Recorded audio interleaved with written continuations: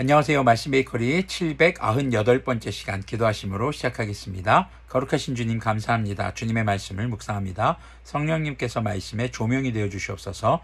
우리 주 예수 그리스도님의 이름으로 기도합니다. 아멘. 네, 오늘 보신 말씀은 사도행전 17장 1절에서 34절까지의 말씀입니다. 바울 일행은 암비올리와 아볼로니아를 거쳐서 데살로니가에 이르렀다. 거기에는 유대 사람의 회당이 있었다.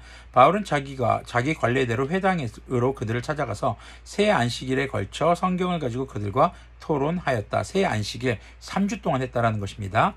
그는 그리스도님께서 반드시 고난을 당하시고 죽은 사람들 가운데서 살아나셔야 한다는 것을 해석하고 증명하면서 내가 여러분에게 전하고 있는 예수님께서 바로 그 그리스도님이십니다 하고 말하였다. 그들 가운데 몇몇 사람이 승복하여 바울과 실라를 따르고 또 많은 경건한 그리스 사람들과 적지 않은 귀부인들이 그렇게 하였다.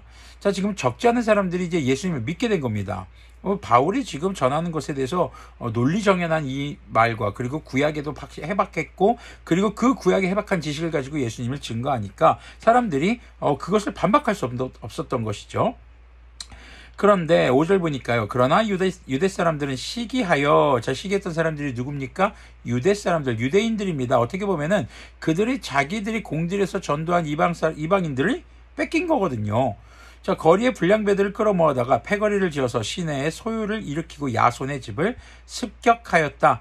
그리고 바울 일행을 끌어다가 군중 앞에 세우려고 찾았다. 그러나 그들을 찾지 못하고 야손과 신도 몇 사람을 시청 관원들에게 끌고 가서 큰 소리로 외쳤다. 세상을 소란하게 한 그 사람들이 여기에도 나타났습니다. 그런데 야손이 그들을 영접하였습니다. 그 사람들은 모두 예수라는 또 다른 왕이 있다고 말하면서 황제의 명령을 거슬러 행동합니다. 한마디로 황제에게 반역하고 있는 것이고 다른 왕을 섬기고 있다라는 것입니다. 뭡니까? 거짓말이죠. 네, 구라입니다.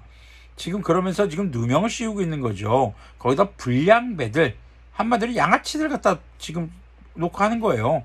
군중과 시청 관원들이 이 말을 듣고 소동하였다. 그러나 시청 관원들은 야손과 그 밖의 사람들에게서 보석금을 받고 놓아 주었다. 자, 보석금을 받고 놓아 준 것으로 봤을 때는 야손이 무엇인가를 제안했을 수도 있고 무엇인가 조건이 붙었을 수도 있을 것입니다.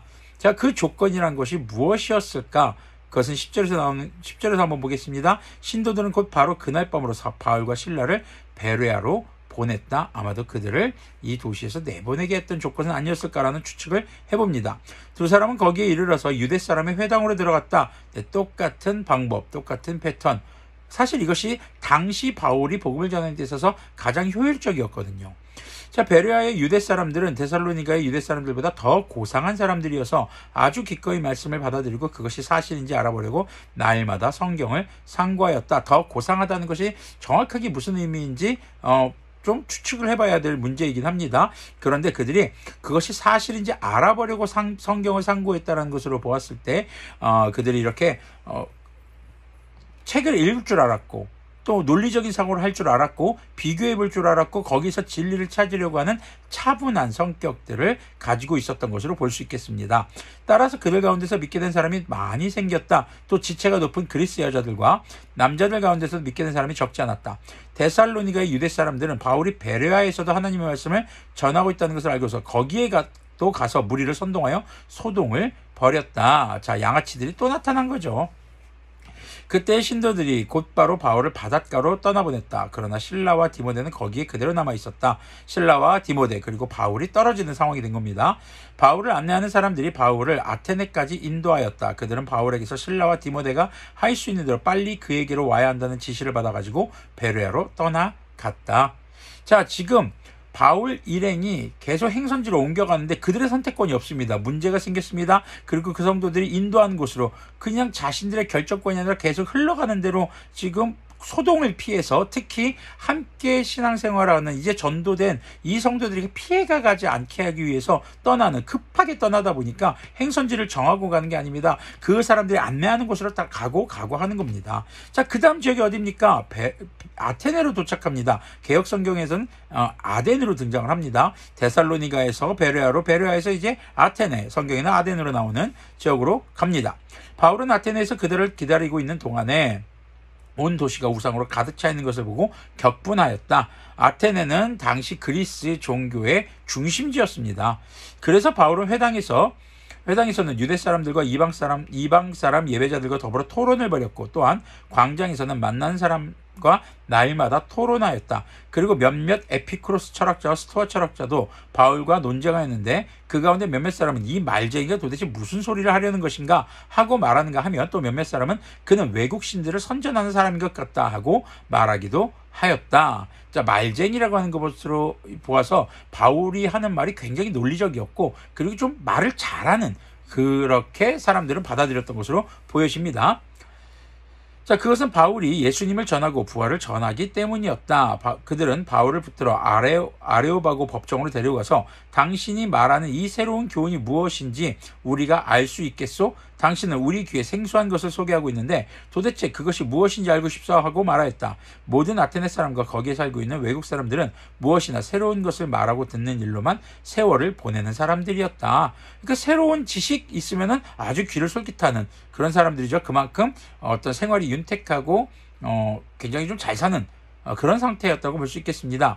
바울이 아레오바고 법정 가운데 서서 이렇게 말하였다. 아테네 시민 여러분, 내가 보기에 여러분은 모든 면에서 종교심이 많습니다. 한마디로 거기에 신을 많이 섬기고 있었죠. 신전도 많았습니다. 내가 다니면서 여러분이 예배하는 대상들을 살펴보는 가운데 알지 못하는 신에게 라고 새긴 제단도 보았습니다. 그러므로 나는 여러분이 알지 못하고 예배하는 그 대상을 여러분에게 알려드리겠습니다.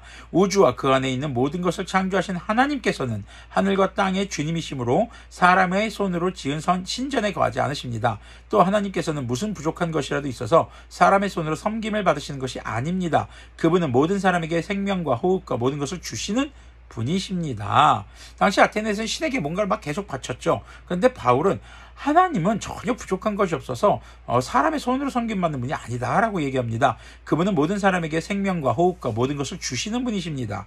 그분은 인류의 모든 족속을 한 혈통으로 만드셔서 온 땅 위에 살게 하셨습니다. 그들이 살 시기와 거주할 지역의 경계를 정해놓으셨습니다. 모든 것을 통치하시는 주님이시라는 거죠. 이렇게 하신 것은 사람으로 하여금 하나님을 찾게 하시려는 것입니다. 사람이 하나님을 더듬어 찾기만 하면 만날 수 있을 것입니다. 사실 하나님은 우리 각 사람에게서 멀리 떨어져 계시지 않습니다. 여러분의 시인 가운데 어떤 이들은 우리도 하나님의 자녀이다 하고 말한 바와 같이 우리는 하나님 안에서 살고 움직이고 존재하고 있습니다. 그러므로 하나님의 자녀인 우리는 신을 사람의 기술과 고안으로 금이나 은이나 돌에다가 새겨서 만든 것과 같다고 생각해서는 안 됩니다. 하나님께서는 무지했던 시대는 눈 감아 주셨지만 이제는 어디에서나 모든 사람에게 회개하라고 명하십니다. 그것은 하나님께서 세계를 정의로 심판하실 날을 정해놓으셨기 때문입니다. 하나님께서는 자기가 정하신 사람을 내세워서 심판하실 터인데 그를 죽은 사람들 가운데 살리심으로 모든 사람에게 확신을 주셨습니다. 그들이 죽은 사람들의 부활에 대해서 들었을 때 더러는 비웃었으나 더러는 그 일에 관해서 당신의 말을 다시 듣고 싶소 하고 말하였다. 말도 안 되는 소리야 라고 비웃는 사람이 있는가 하면 그게 무슨 말이야? 한번 호기심도 아니면 궁금증도 가졌던 사람들도 있었던 것으로 보여집니다. 이렇게 바울은 그들을 떠났다. 그러나 몇몇 사람은 바울 편에 가담하여 신자가 되었다. 그 가운데는 아레오바고 법정의 판사인 디오누시오도 있었고 다말이라는 부인도 있었고 그 밖에 다른 사람들도 있었다. 자, 아테네에서는요, 다른 지역과 다르게 굉장히 차분하게 그들이 가지고 있는 문화와 그들의 그런 신전 문화들을 잘 이용해서 정말 진정한 신은 하나님이시다라는 것, 그리고 예수님이 이 땅에 오셨고 죽음에서 부활하셨고 다시 오실 것임을 또 전하는 그런 복음을 전했던 것으로 보여집니다. 지금 보면은요, 데살로니가, 베레아, 아테네까지 가는 여정들 계속해서 반대에 부딪히고 뭔가 하지 못하고 쫓겨나는 그런 신세처럼 보여집니다. 어찌 보면 실패처럼 보입니다.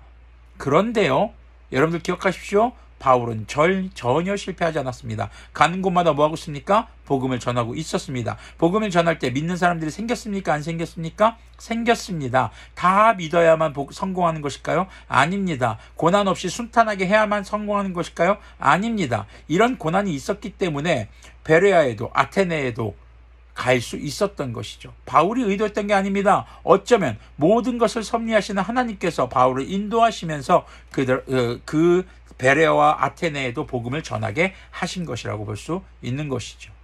우리는 때로는 신앙생활을 하면서 나의 계획대로 되지 않았을 때, 내가 원하는 대로, 내가 바라는 대로 되지 않았을 때 이것이 마치 실패인 것처럼 느낄 때가 있을 수 있습니다. 그러나 그리스도인들에게 고난은, 막힘은 계획대로 되지 않은 것은 결코 실패가 될 수 없습니다. 왜냐하면 그리스도인이라는 사람들은 하나님의 창조와 통치를 믿는 사람들입니다. 예수님의 복음을 전하는 사람들입니다. 성령님의 인도하심을 구하는 사람들입니다. 그렇기 때문에 우리가 실패했더라도 실패를 통해서 우리의 삶의 방향이 또한 바뀌게 될 것입니다. 그 모든 삶을 누가 인도하십니까? 성령님께서 인도하십니다. 그저 우리는 그 모든 상황 속에서 예수님을 전하는 삶, 즉 하나님의 말씀을 묵상하는 그리스도인다운 삶, 예배하는 선교자의 삶으로 살아가는 것이죠. 그렇기에 그리스도인의 삶은 결코 실패는 없습니다. 때로는 고난을 통해서 우리의 삶의 방향 전환들이 이루어질 수는 있겠죠. 그렇다고 그것이 실패가 아닌 것을 꼭 기억하시고, 우리는 어떤 순간에서도 그리스도인답게 하나님의 말씀을 묵상하는 예배하는 선교자로 살아갈 때 실패가 없는 진정 성공한 주님의 편에서는, 그래서 승리하신 주님의 승리에 참여하는, 주님의 성공에 함께하는 그런 사람들이 될 수 있는 것입니다. 그렇게 주님의 승리와 성공에 동참하는 그리스도인들이 되기를 소망합니다. 기도하겠습니다. 거룩하신 주님 감사합니다. 때로는 고난이, 때로는 막힘이, 때로는 우리가 진행하고 계획하고 바라는 것들이 제대로 되지 않고 전혀 다른 방향으로 흘러갈 때가 있을 수 있습니다. 그러나 그 인생이 결코 실패가 아닌 것을 기억하게 하여 주시고, 우리가 어떤 상황 속에서 살아가든지 그리스도인답게 살아가는 삶을 통해 성공하신 주님, 승리하시는 주님의 그 승리와 성공에 동참하는, 그렇게 구원의 완성에 이를 수 있는 우리들이 될 수 있도록 긍휼을 베풀어 주시옵소서. 우리 주 예수 그리스도님의 이름으로 기도합니다. 아멘. 네, 내가 성공해야, 내가 잘 돼야 내가 높은 지에 올라가고 많은 것을 소유해 복음을 전할 수 있을까요? 아닙니다. 오늘 주어진 상황과 환경에서 그리스도인답게 살아가는 삶으로 복음을 전할 수 있는 우리들이 되기를 소망합니다.